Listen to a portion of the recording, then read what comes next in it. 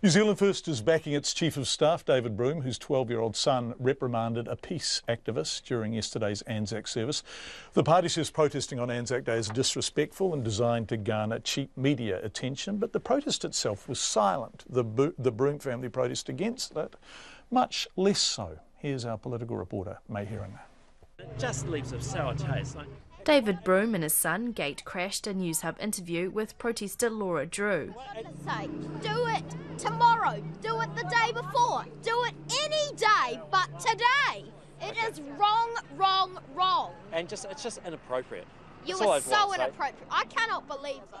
Miss Drew says David Broome had already expressed his views to them that morning and had returned with his son when the TV cameras were rolling. You're not here to do this, you're here to make a political point. You aren't here to say, lest we forget, we need to remember the dead. You're here to say, oh look, it's free publicity.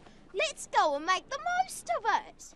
Miss Drew's group, Peace Action, was at the Wellington wreath-laying service holding a banner which read, "Lest we remember, no New Zealand support for war." So when he interrupted, I just tried to listen to what he was saying, to hear him out. Boy was obviously quite upset with our presence there. She says they had mixed reaction that day, though a lot of it was positive. We've had some people say, you know, they're really supportive of what we're doing and come and stand with us and give us a thumbs up and hugs. And we've had some people say, you know, they disagree, they don't think ANZAC Day is the day to do that. New Zealand First leader Winston Peters is backing his Chief of Staff. He says there are 364 other more appropriate days in the year to protest against war. Free speech and the right to protest is an essential part of our democracy. But to go along to an event like that, when people are trying to commemorate as a nation, and there's no more unifying experience than ANZAC Day for New Zealanders, regardless of their political background, and criticise people for being engaged in war, many of whom were there having lost loved ones, was just not appropriate. In 2007, protester Valerie Morse set fire to a New Zealand flag during an ANZAC Day service. Her conviction for offensive behaviour was eventually thrown out by the Supreme Court after she argued she had the right to freedom of expression.